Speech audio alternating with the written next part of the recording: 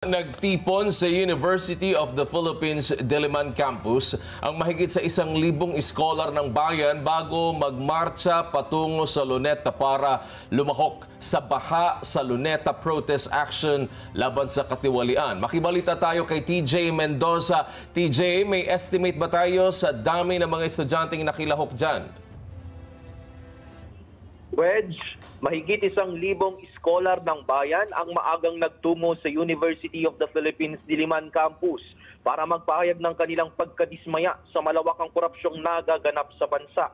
Kabilang sa mga sumama sa kilos protesta ay ang abogado ng bayan. Grupo yan ng mga law student at alumni ng Law Department ng University of the Philippines Diliman. Anila, sawa na raw silang makita na binabaluktot ng mga opisyal ng gobyerno ang mga batas na kanilang inaaral. Nagsagawa muna ang mga isko ng programa sa harapang bahagi ng Oblation Statue. Matapos niyan ay nagmarcha patungong unahang bahagi ng campus kung saan sama-samang sumakay sa mga jeep ang mga rallyista patungo sa Luneta.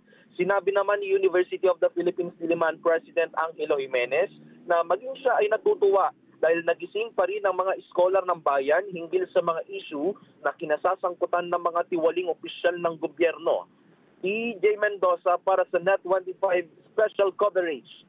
Matatag, matapang, matapat. TJ, nabalitaan namin may inialok daw na libreng sakay yung mga driver ng UP Ikot doon sa mga estudyanteng nagrarally dyan papunta dito sa Luneta.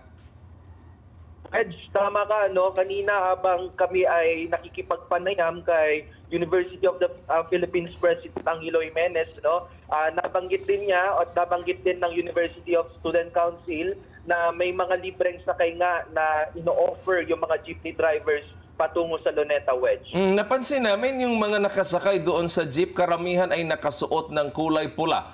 Meron ba itong kahulugan, TJ? Wedge, wala naman silang nabanggit na partikular na ibig sabihin ng kulay pula lang suot sa kanilang mga patungong Luneta, no? Pero napansin namin na common denominator ay may mga iba-ibang tatak yung kanilang mga suot, ano? Yan pa rin ay may kaugnayan sa kanilang protesta kontra korupsyon. May nakita ka bang bit-bit nila o kaya dala-dala ng mga effigy o kaya ay mga slogan o kaya mga poster at anong kayang laman ng mga ito, TJ?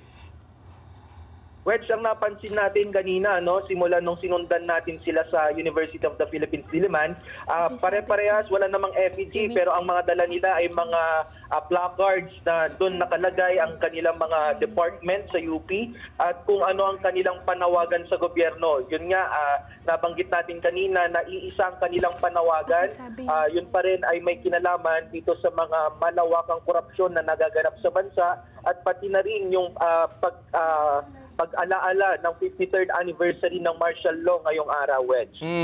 Meron ba silang mga isinisigaw at binabanggit, TJ? Wedge, yun ang isinisigaw nila, ikulong ang mga korap. Yun, paulit-ulit yan na kanilang chant, pinalitan nila yung chant nila sa UAAP at yun ang kanilang ipinalit, yung ikulong ang mga korap.